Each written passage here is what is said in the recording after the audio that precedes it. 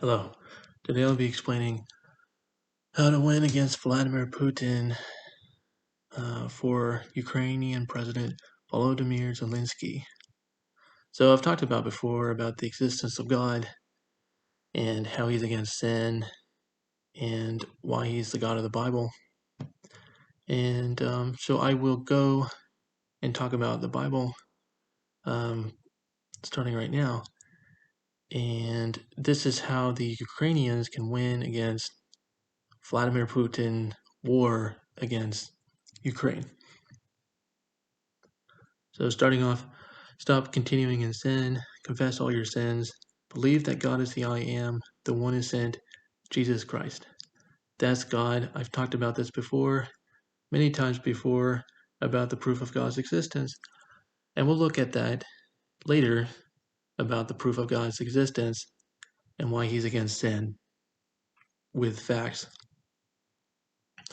And so, in order to win, I suggest having a group of 10 soldiers or less be accountable for one another and not continuing in sin.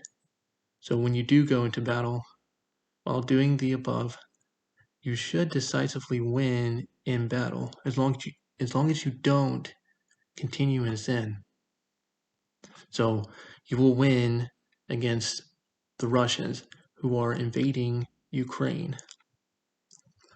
So I strongly suggest that people do this, test this theory to see if this will work. So, which goes into the Bible from Joshua 7:1 through 12. So about 3,000 went up, but they were routed by the men of Ai, who killed about 36 of them. They chased the Israelites from the city gates and then struck them down on the slopes. So they became fearful and became like water. So Joshua was confused and he fell face down to the ground before the ark of the Lord.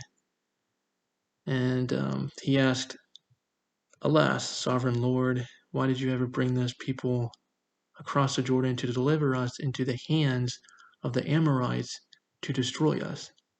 If only we had been content to stay on the other side of the Jordan. Pardon your servant, Lord. What can I say now that Israel has been routed by its enemies?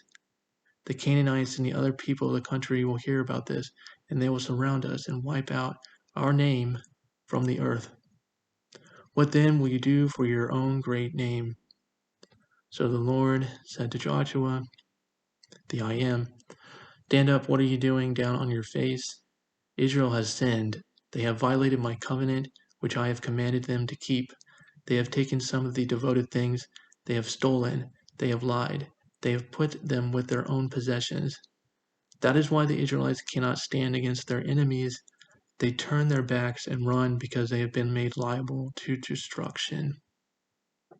I will not let be with you anymore unless you destroy whatever among you is devoted to the destruction." These verses are from the NIV version of the Bible. And so the point being is going back to the main claim.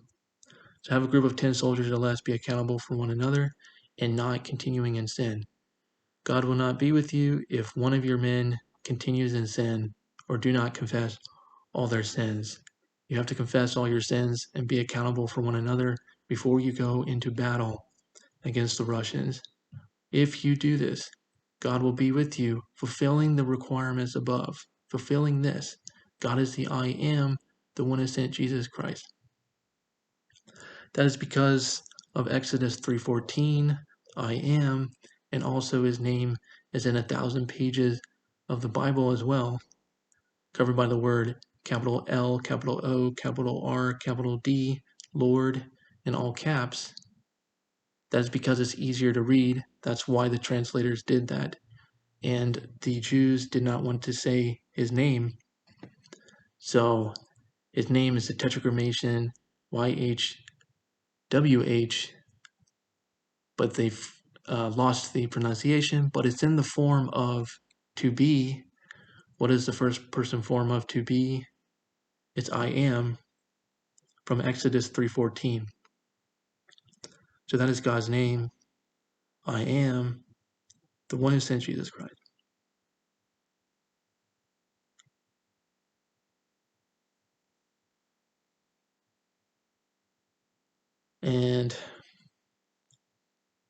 The last section I want to talk about.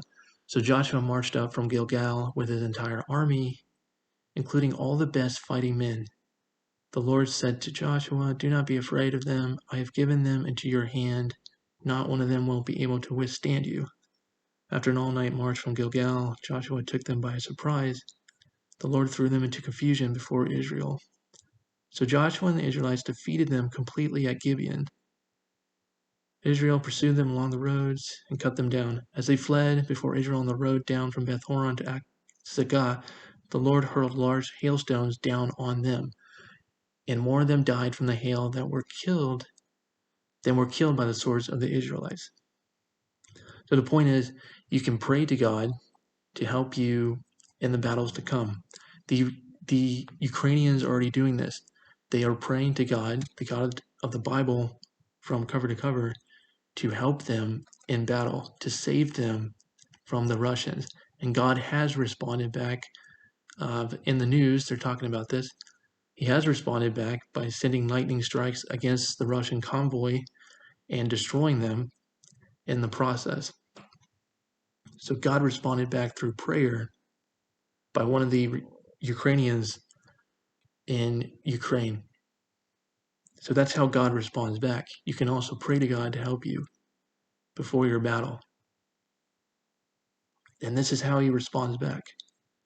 Once we verify that prayer works and that God is responding back and he's destroying the enemies over and over and over and over again, that means that prayer works. When you pray to the I Am, the one who sent Jesus Christ, the God of the Bible, from cover to cover. That is God. And I hope that you enjoyed this video. I'll come out with more videos. Thank you so much. And don't forget to subscribe and like my videos. That helps me a lot.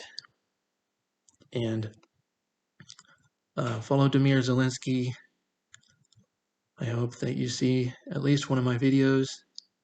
And I hope that this will help you against Vladimir Putin, who is invading your country.